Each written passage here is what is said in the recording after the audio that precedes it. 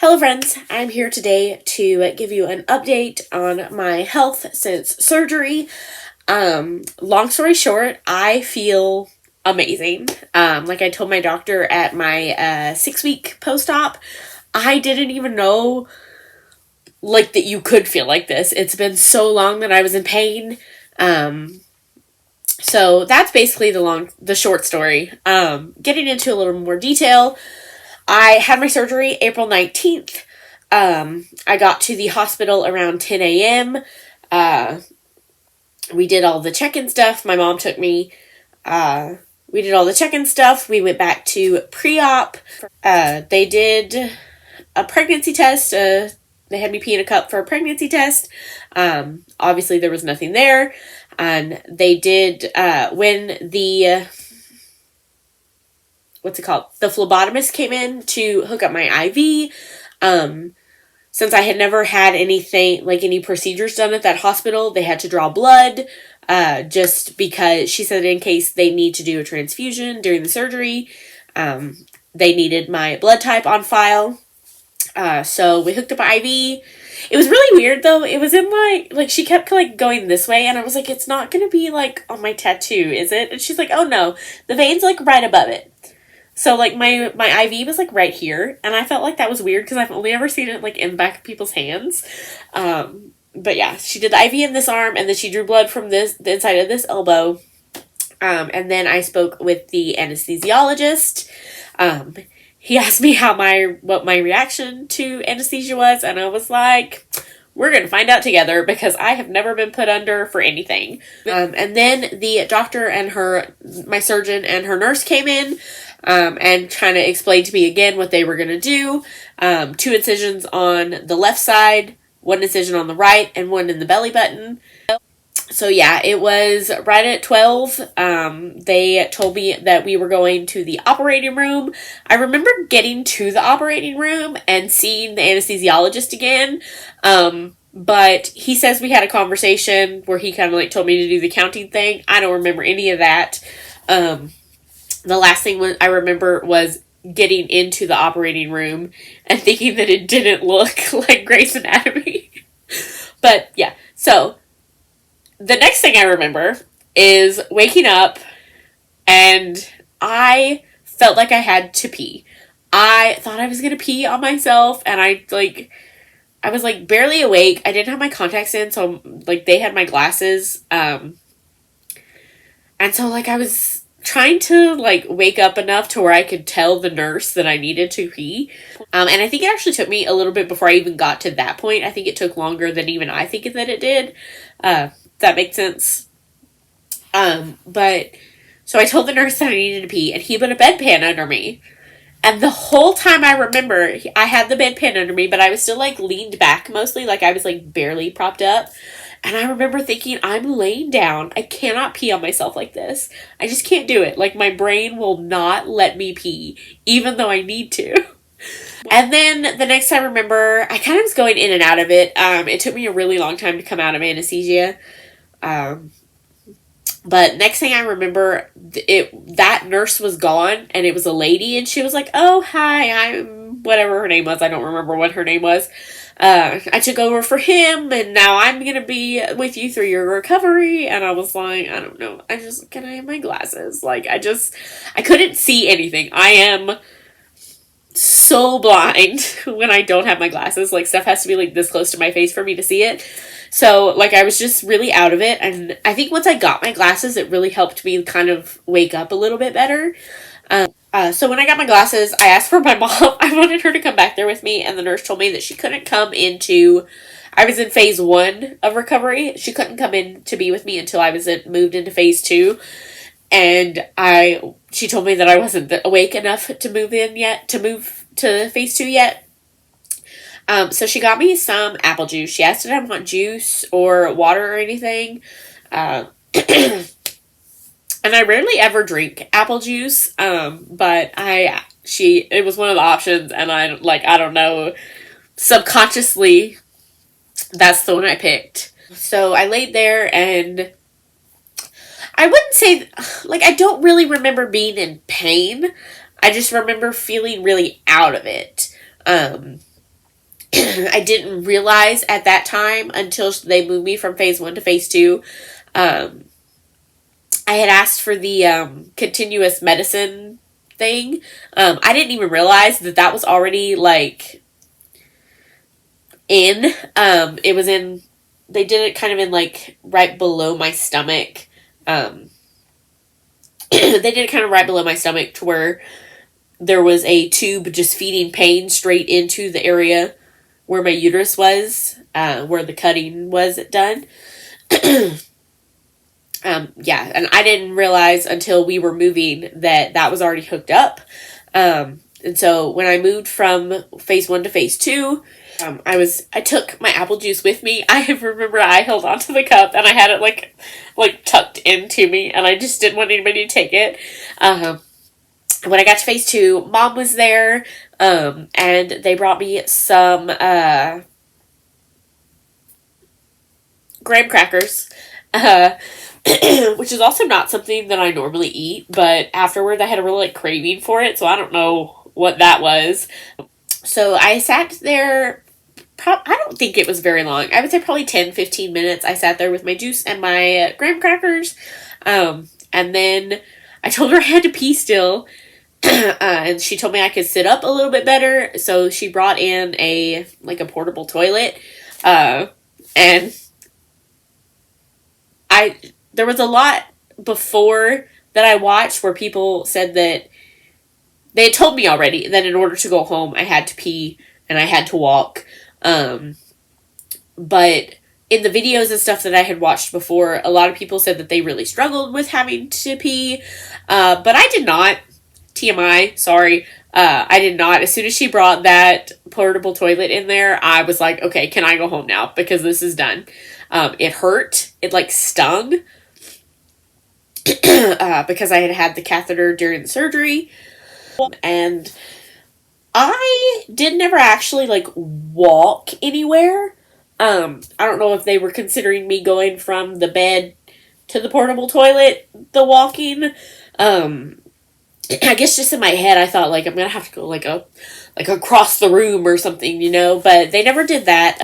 I don't feel like I was in phase 2 for very long. Mom and I left pretty soon after that.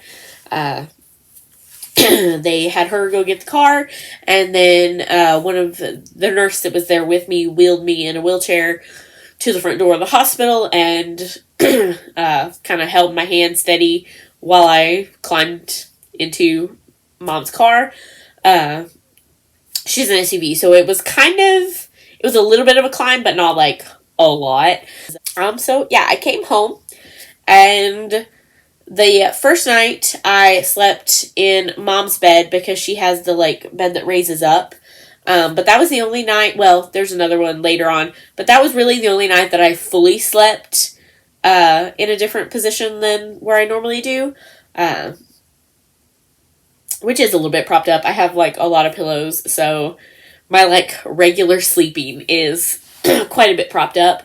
But yeah, I came home, I think we got to the hospital around 10 a.m. and we left the hospital, I would say before 7 o'clock that night. I had my pillow, I ordered a hysterectomy pillow from Amazon, and I had that right up and next to my stomach, and then we put the seatbelt over that. The ride wasn't terrible. There was a few times where the road got a little bad, and so the bounciness of it, it didn't hurt, but I feel like I was tensing up preparing for it, and so so I was trying to not be tense about it. But yeah, I got home that night, fell asleep straight away, no problem sleeping. So my surgery was on a Wednesday. Thursday and Friday I have the continuous medicine pumping. That ran out in the middle of the night Friday night. I would say probably 1:30, 2 o'clock in the morning, early Saturday. And that point was the worst pain that I felt in the whole recovery process. It woke me up, my whole lower body. It was kind of like a heat pain, if that makes sense. And then, like, I felt like I was having a hot flash. I couldn't, like, it was so, like, constricting. But I was laying in bed and I couldn't move and I couldn't reach the medicine and I was just laying there. I did get prescribed a Tylenol with codeine and then a narcotic. I never had to take the narcotic. I never felt like I was in that much pain. The doctor and the pharmacist both told me if the pain ever feels like an 8 out of 10, take it then. And I was like, nothing that I felt other than when the pain medicine, continuous medicine ended, ever felt probably above a 5. Like, compared to what I was feeling before, nothing. So that happened early Saturday morning. I like waited until like everybody else in the house was awake, and Mom pulled out the tubing for the continuous pain medicine. And I was really ready to take a shower at that point because I took a quick shower Wednesday morning to do the disinfectant scrub again. But my last real shower was Tuesday night, and this was Saturday morning, and I was really ready to take a shower. Like, so ready. And it's probably the best shower I've ever had. So I didn't do anything really the first week. There was one day that I had to go into the office. Dad drove me to where I work because I had to take in my FMLA paperwork to like finish that process. But the paperwork that I had to wait until the doctor's office did theirs. Yeah, that was a mess. I'm not entirely sure that I even did that correctly, but it all seemed to work out. So we're going with it. The second week I didn't do anything. It was, yeah, the Wednesday of that week was the 2 weeks, and then that Thursday I went to my 2-week post-op, and that was basically just her asking me how I felt. She checked the incisions a little bit. They still had the tape on them at that point.